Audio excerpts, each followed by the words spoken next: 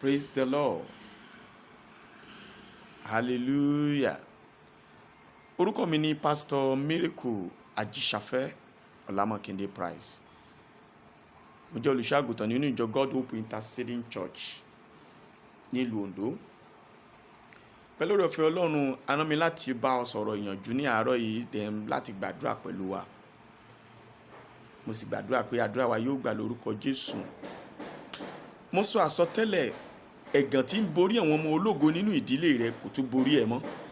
In the name of Jesus. Ibi tí àwọn ọmọ ológo ìdílé rẹ tí ẹ̀gàn ìdílé ti máa ń ṣẹ́gun wọn kò ní ṣẹ́gun ìwọ níbẹ̀ lórúkọ Jésù. Ibi tí àwọn ọmọ ọlọ́lá ní ìdílé rẹ tí wọ́n ti máa ń jábọ́, ìwọ ò ní jábọ́ níbẹ̀ lórúkọ Jésù. Ẹ̀gàn tó dúró gẹ́gẹ́ bí májẹ̀mú lórí ìlú ibi tó wà yẹn tí ò kì í jẹ́ kí àwọn ènìyàn kó wá láti ọ̀nà jíjìn láti wá ṣoríire nínú ìlú yẹn lórí ayé tiẹ̀, ẹ̀gàn yẹn ilẹ̀ gbé mì lórúkọ Jésù. Ẹ̀gàn ayé rẹ ó pòórá lónìí. Ẹ̀gàn ayé rẹ ó pòórá lónìí. Àìbímọ rẹ ẹ̀gàn ni kó pòórá. Àìníṣẹ́ lọ́wọ́ yẹn ẹ̀gàn ni kó pòórá. Àìrówó náà yẹn ẹ̀gàn ni kó pòórá. Àìbímọ nínú ayé ẹ ẹ̀gàn ni látòní lọ ó dìyà ọlọ́mọ in the name of Jesus. Bẹ́ẹ̀ ni ó sì ti rí bẹ́ẹ̀ in the name of Jesus. Sáré síbẹ̀lẹ̀ pẹ̀lú mi nínú ìwé Joshua orí 5 ẹsẹ̀ 9. Mo ń sọ̀rọ̀ lórí àkòrí tí a pè ní ẹ̀gàn. Jẹ́ ká sáré gbọ́. Olúwa sì wí fún Joshua pé. Olúwa wí fún Joshua. Lónìí ni mo yí ẹ̀gàn Íjíbítì kúrò lórí yín. Nítorí náà ni a ṣe ń porúkọ ibẹ̀ ní Gilgali. Ó gbọ́ níbẹ̀ báyìí. Olúwa sì wí fún Joshua wípé lónìí yìí ni mo yí ẹ̀gàn Íjíbítì padà kúrò lórí yín. Ẹ̀gàn tó ń bẹ nínú ayé mi àti ẹ lónìí Olúwa yí padà. Ẹ̀gàn tí ò jẹ́ kó lọ ìlú òyìnbó. Ẹ̀gàn tó ń mú kí àìsàn kó jọba nínú ayé ẹ. Àìsàn yẹn ẹ̀gàn ni. Àìbẹ́gbẹ́jọ ẹ̀gàn ni. Orúkọ wo ni ayé mọ̀ ẹ́ mọ́ tí wọ́n ń pè ẹ́ tí ó fi dàbí wípé kò sọ̀nà fún ẹ? Ṣùgbọ́n lónìí a ó mú ẹ̀gàn rẹ kúrò in the name of Jesus. Mo rántí ní ọdún bíi mélòó sẹ́yìn, arábìnrin kan wá láti Ọ̀ṣun State wá sí kan nínú ìpàdé àdúrà. Màmá yìí á ti máa lọ bí 65 years of age. Bẹ́ẹ̀ tó dọ́dọ̀ mi, ó ní dáàdì, ẹnìkan ló darí òun láti wá rí mi. Màmá, kí ló ń ṣẹlẹ̀? Ó lóun ò lọ́mọ, kò sówó, kò sí nǹkan kan, àti rówó sanwó ilé ó dì nira, àti jẹ dì nira. Ní kí n gbàdúrà pẹ̀lú òun. Níbi àdúrà yìí l'Olúwa tẹnumọ́ pé ẹ̀gàn ayé ẹ kó pòórá, ẹ̀gàn ayé rẹ kó pòórá, ẹ̀gàn ayé rẹ kó pòórá. 65 years of age. A parí àdúrà, a parí prógrámù ìyá yìí lọ. Lẹ́yìn ọdún kan sí, à ń ṣe ìpàdé lọ lọ́jọ́ kan ni mo rí ìyá yìí pẹ̀lú ọmọ tó ń fún ọmọ lọ́mú during the service. Mo wá ń wò ó níbi tí mo ti ń wàásù pé ta ló kú tí ìyá yìí gba ọmọ ẹ̀ tó ń tọ́jú ẹ̀. Ẹ̀yin ọmọ Ọlọ́run, nígbà tá a pè ẹ̀rí, ìyá yìí jáde láti give testimony. 65 years of age. Oníbò ń ṣe délé ni Ọlọ́run mú ẹ̀gàn kúrò. Ẹ̀gàn rẹ náà máa kúrò lónìí yìí lórúkọ Jésù Kristi. Ọba tó mú ẹ̀gàn Jábésì kúrò yóò mú ẹ̀gàn kúrò nínú ayé ẹ ní orúkọ ńlá ti Jésù Kristi. Ẹ̀gàn ló mú kó o kárí sọ. Ẹ̀gàn ló dàbí wípé kò sọ́nà mọ́, ìrètí pin. Tẹ́gàn máa ń bẹ nínú ayé ènìyàn, ìrètí á pin. Á dàbí pé ènìyàn ò mọ̀ ṣe torí pé ẹ̀gàn ṣì wà nínú ayé. Ṣùgbọ́n bí Ọlọ́run ti ń bẹ tí ẹ̀mí ẹ̀ ń bẹ, ẹ̀gàn yẹn kúrò lónìí ní orúkọ Jésù Kristi. Ẹ̀gàn má bímọ, ẹ̀gàn má ṣe rere, ẹ̀gàn má gòkè, ẹ̀gàn má níláárí, ẹ̀gàn àìsàn, ẹ̀gàn wèrè, ẹ̀gàn ìdààmú nínú ayé rẹ ó pòórá ní orúkọ ńlá ti Jésù Kristi. Bíbélì sọ wípé ké pè mí èmi ó sì dá ọ lóhùn, èmi ó fi ohun ńlá àti alágbára hàn ọ́ tí ìwọ kò mọ̀. Àdúrà àkọ́kọ́ tó lọ gbà báyìí ní pé Olúwa, àṣírí ìkọ̀kọ̀ ogun tó ń ja ayé mi, Olúwa tú jáde. Àṣírí ìkọ̀kọ̀ kan wà lórí ọ̀rọ̀ ìdílé yín níbi tó ti jáde wá. Òun ló ń fogun jà ọ́, òun ló fi dàbí pé ó gbàdúrà ẹ̀gàn yín ò lọ. Ṣùgbọ́n lónìí yìí àṣírí ogun tó ń jà ọ́, ọ̀run tú àṣírí ẹ̀ ní orúkọ Jésù Kristi. Á dára fún ẹ, ọkàn ẹ á balẹ̀, wàá rí àánú gbà. Ẹ̀gàn ayé rẹ kó pòórá, ẹ̀gàn ayé rẹ kó sọnù. Ìkóríta omi ẹ̀gàn nínú ayé rẹ ó gbẹ lórúkọ Jésù.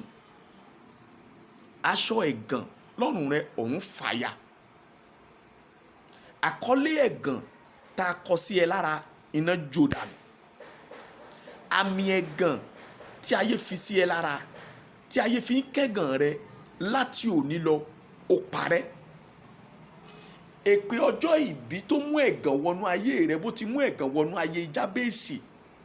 Ìyá Jábésì wípé inú ń bàjẹ́ torí pé òun bí Jábésì nínú ìbànújẹ́, ó sì pe orúkọ rẹ̀ ní Jábésì. Ẹ̀gàn tá a fi fún ẹ láti ọjọ́ tí a ti gbé bí ẹ nípasẹ̀ ìyá rẹ, ẹ̀gàn yẹn pòórá. Orúkọ burúkú tí ayé ń pè ẹ́ ọ̀run parẹ́ ní orúkọ ńlá ti Jésù Kristi. Àìlówó lọ́wọ́ ẹ̀gàn ni, àìlówó lọ́wọ́ ẹ ó gbiná dànù lónìí in the name of Jesus. Mo rántí níbi ọdún bíi mélòó kan sẹ́yìn náà lórí èmi tí mò ń sọ̀rọ̀ lọ́wọ́lọ́wọ́ yìí. Nígbà yẹn mò ń gbé ní,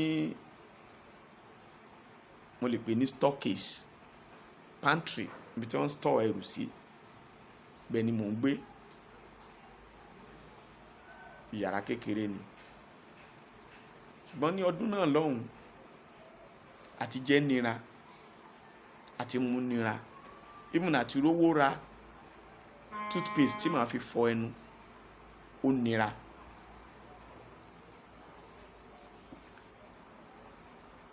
Mo parí àdúrà tán. Àdúrà lọ bí wákàtí 4 sí 5 tí mo fi gbàdúrà. Àwọn neighbor wa tá jọ ń gbélé papọ̀ wọ́n sọ̀rọ̀ níwájú ìta. Mo wá wọnú yàrá kan nínú wọn, mo lọ fáma clean sórí brush mi láti fi fọnu. Mo ṣe fọnu tán, arábìnrin padà wọnú ilé. Ó ní ta ló tẹ mọ́ clean, ta ló mú close up òun, ta ló mú close up. Kò sẹ́ni tó lè sọ̀rọ̀. Èmi náà ojú tì mí nítorí pé gbogbo ara alé ti jáde. Mi ò lè sọ nǹkan kan mọ́, mi ò lè sọ̀rọ̀ mọ́. Ìrètí nínú ọkàn mi ni pé màá rọra lọ bá ní kẹ́lẹ́. Arábìnrin wa ṣẹ́ ìpè burúkú wípé Ògún máa pa ẹni tí ó lọ tẹ close up òun. Ó ṣépè, mi ò lè sọ̀rọ̀. Kí ló fà á? Ẹ̀gàn wà nínú ayé mi, ẹ̀gàn àìní. Nígbà tí mò ń sọ yìí, close up kékeré yẹn wọ́n tà ní 20 naira. Ṣùgbọ́n ẹ̀gàn ò jẹ́ kí rí 20 naira tí màá lọ fi ra close up. Ogun tó dá yẹ̀yẹ́ rẹ wò fọmọ aráyé, tó dá yẹ̀yẹ́ rẹ sílẹ̀ fọmọ aráyé, ilẹ̀ lanu ó gbé ogun yẹn mì lónìí lórúkọ Jésù. Esma, nígbà tí oníkánukú wọ yàrá ẹ̀ lọ, mo padà lọ bá arábìnrin. Arábìnrin, èmi lẹni tó mú mọ clean, tó lo mọ clean díẹ̀. Ẹ mọ tó sọ? Ó ní mo mọ̀ pé ìwọ náà ni. Ó ló mọ̀, ó sì ṣẹ́ ìpè. Ó ní mo mọ̀ pé ìwọ ló mú mọ clean. Ó ní kí n máa lọ. Wọ́n á padà wọnú yàrá mi. Mo sun ẹkún, mo sun onírúurú ẹkún, mo sun ẹkún fún ọ̀pọ̀lọpọ̀ ìṣẹ́jú. Níbẹ̀ ni ẹ̀mí ti tọ̀ mí wá pé ó lè kó gbàdúrà. Má gbàgbé, ibi àdúrà ni mo ti kúrò. 5 hours prayer ni mo lọ mú ma clean. Torí pé mo máa ń tọrọ nǹkan lọ́wọ́ ẹ̀. Májẹ̀mú máa tọrọ, májẹ̀mú máa yá nínú ayé rẹ. Ilẹ̀ gbé mi ní orúkọ Jésù Kristi. Mo padà sínú yàrá yẹn, mo sun ẹkún. ẹ̀mí yẹn ní gbàdúrà. Níbẹ̀ mo ti bẹ̀rẹ̀ sí ní gbàdúrà. Mo gbàdúrà débi tí mo lè gbàdúrà dé.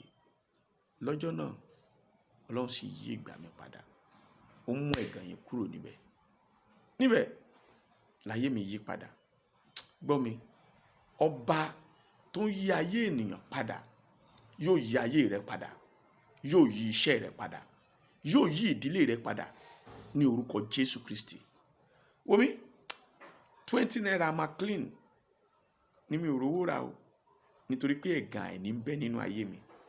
Ṣùgbọ́n ní ọjọ́ tí ọba tó mú ẹ̀gàn àwọn ọmọ Ísírẹ́lì kúrò tó wọnú ayé mi, ó mú ẹ̀gàn yẹn kúrò nínú ayé mi. Mi ò mọ iye McLean tí mo fẹ́ rà nísìn tí mi ò fi ní lè rówó rà. Ìgbà tí ẹ̀gàn yẹn sọnù tán, ìyípadà dé nínú ayé ẹ.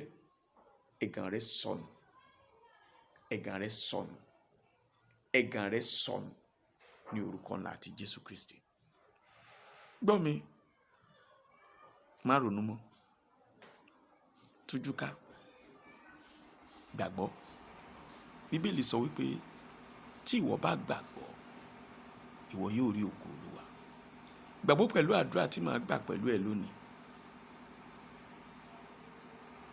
Ọba tó mú kí ẹ̀gàn mi ó lọ, yóò mú kí ẹ̀gàn rẹ ó lọ. Ọ̀pọ̀lọpọ̀ àwọn ènìyàn máa bẹ̀rẹ̀ sí ní celebrate man of God. Listen to the voice of God. Listen to God's instruction. Your problem will be vanished. Your sorrow will be vanished. What you are facing will be vanished. Believe God. Trust God. Bí ẹ̀gàn yẹn á kúrò, ẹ̀gàn yẹn máa kúrò. Àìbímọ ẹ̀gàn ni, àìlówó lọ́wọ́ ẹ̀gàn ni, àìríjẹ ẹ̀gàn ni, àìbẹ́gbẹ́jọ ẹ̀gàn ni.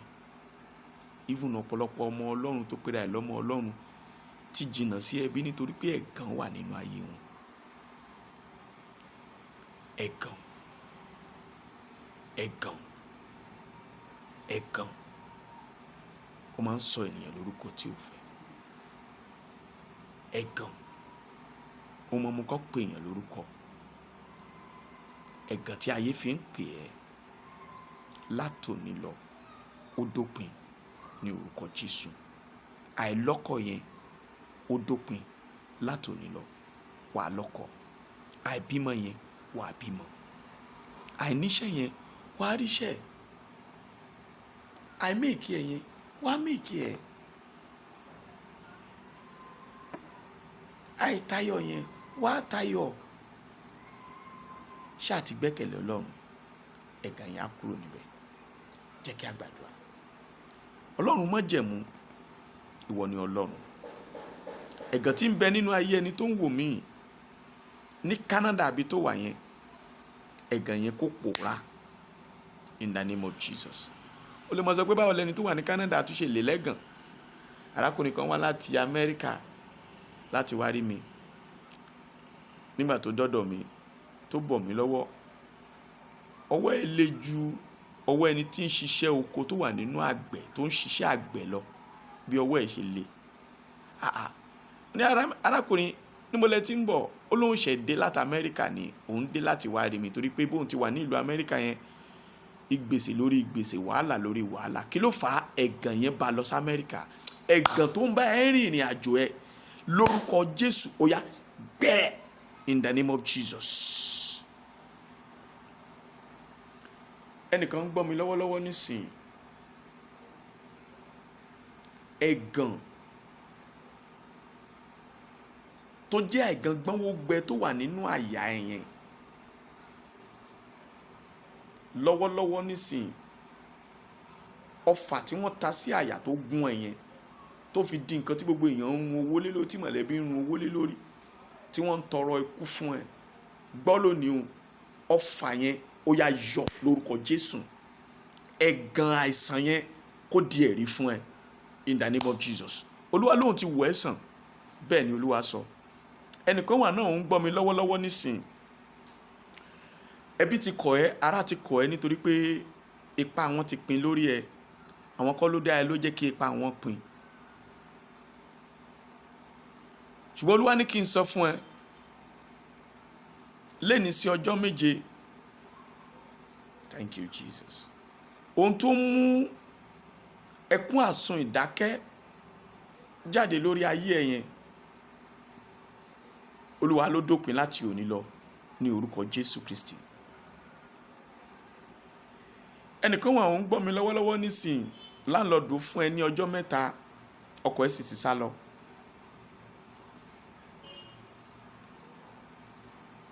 kó máa kó jáde kúrò nílé. Olúwa lóun máa fi àwọn ènìyàn mẹ́ta kan hàn ẹ́ látojú àlá lóru ìnímọ́jú. Olúwa ní ìkan nínú àwọn mẹ́ta yẹn yára kankan lọ bá ṣàlàyé fún. Olúwa ní kó tó débẹ̀ òun á ti débẹ̀ kó tó débẹ̀. Olúwa sọ pé yóò ṣe ìrànlọ́wọ́ fún ẹ. Bẹ́ẹ̀ ni Olúwa sọ fún mi.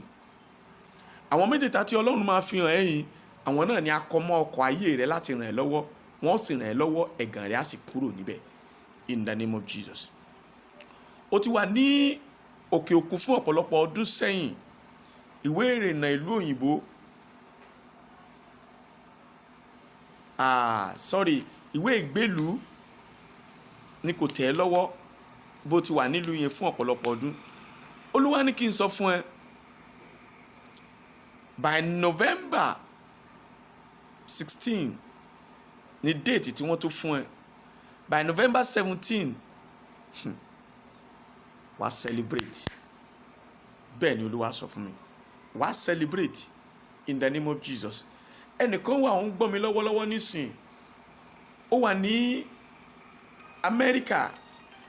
àkókò àti pè wọlé kọ́ leléyìí, má ti pè mí wọlé, pè mí lẹ́yìn ìgbà tí mo bá parí, á dára fún ẹ. ó wà ní Amẹ́ríkà, ó wọ black trouser bíi tight báyìí, ó wọ bíi t-shirt white. wọ́n design, thank you Holy Spirit, wọ́n ya àwọn picture kan síwájú vẹ́ẹ̀sì tó wọ̀.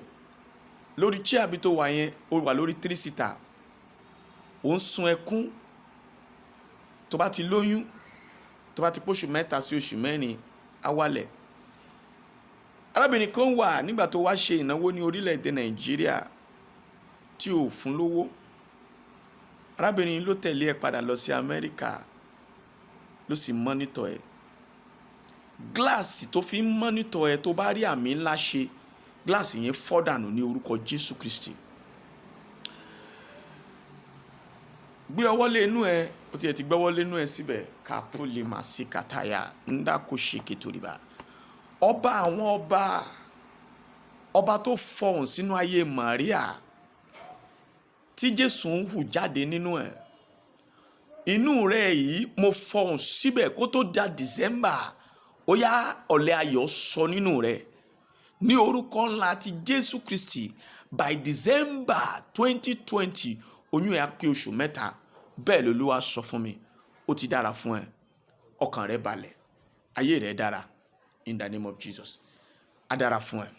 bó ṣe tẹ́wọ́ síwájú ni, gbogbo ohun tó lé tó bá tẹ́lẹ̀tẹ́lẹ̀, ọwọ́ rẹ bá. gbogbo ohun tó náwó sí tọ́wọ́ rẹ ò bá, ọwọ́ rẹ bá. láti òní lọ ṣe rere, lọ méèkì ẹ, ọkàn rẹ balẹ̀, ayé rẹ dára, wàá tayọ. ó ti tayọ o, wàá gòkè. ó ti gòkè, ó ní jábọ́ lórúkọ Jésù Kristi. dìde máa lọ, ilẹ̀ ọlọ́ràá rẹ ló ń lọ yìí, wàá sì ṣe rere níbẹ̀ lórúkọ Jésù Kristi. á dára fún ẹ.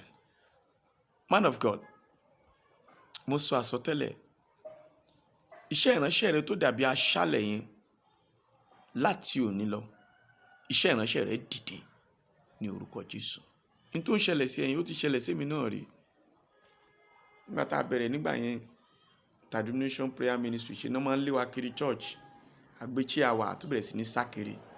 ṣùgbọ́n lénìí, a dúpẹ́ lọ́dọ̀ Ọlọ́run fún ohun tọ́lọ́run ṣe ní àkókò yìí. kò sẹ́nikẹ́ni tó lè lé wa kiri mọ́. mo gbàdúrà kan nígbà náà wípé Olúwa fi òpin sí ẹ̀gàn máa káàkiri kán máa lé wa ní bíbá ẹ̀ lénìí, lé wa ní bíbá ẹ̀ lọ́la, lé wa ní bíbá ẹ̀ lọ́túnla. mú ẹ̀gàn yìí kúrò. mi ò fẹ́ tọrọ ilẹ̀ àbí tọrọ ìjọ láti lò mọ́. fún wa ní permanent branch tiwa. mo sì dúpẹ́ lọ́wọ́ Ọlọ́run lénìí. headquarter láti mo ti ń sọ̀rọ̀ lọ́wọ́lọ́wọ́ yìí. Ọlọ́run sì gbọ́ àdúrà náà. Gbogbo ibi tá a nílẹ̀ sí nísìnyí tá a kọ́ church sí, gbogbo bẹ́ẹ̀ ni ohun Ọlọ́run ti ń fọ̀ jáde. Ohun tó ń là kọjá lórí àti nílẹ̀ yẹn before 3 months to this time, ẹni tó gbàdúrà fún tó máa dìde fún ìrànlọ́wọ́ rẹ̀, ó yá lọ pàdé ẹ̀ in the name of Jesus. Ọ̀rọ̀ rẹ dayọ̀, ọkàn rẹ balẹ̀, wàá mèkì ẹ̀, ó dẹ̀ ti mèkì ẹ̀ nìyẹn. Ó ti rí bẹ́ẹ̀, àdúrà rẹ gbà. Máa dáni dúró ní bíbá ilé ní apá kejì, ó ń bọ̀ lórí rímú ẹ̀gàn yẹn kúrò. Wàá gbàgbé ẹ̀gàn rẹ pátápátá. Ó lè pè mí fún ìdámọ̀ràn tàbí ọ̀rọ̀ àdúrà pẹ̀lú nọ́mbà yìí 080 39 14 5805 39 14 5805. Ó dẹ̀ lè pè mí pẹ̀lú another nọ́mbà mìíràn 090 99 16 3223. Pè mí, a jọ gbàdúrà papọ̀. Pè mí, ìyanu á ṣẹlẹ̀, ọkàn rẹ̀ á sì balẹ̀. Má gbàgbé, lọ́fẹ̀ẹ́ ni bàbá fi fún ni, lọ́fẹ̀ẹ́ ni ó sì ní ká fi fún ènìyàn. Á dára fún ẹ. Orúkọ mi ni Pastor Miracle Ajíṣàfẹ́ láti ìjọ God Hope Interceding Church. Á dára fún ẹ, ọkàn rẹ̀ á balẹ̀. Wòmí, kò tí ì tán, ó dìgbà tó bá ṣẹ́gun. Ó ti ṣẹ́gun lórúkọ Jésù. God bless you. Shalom. God bless.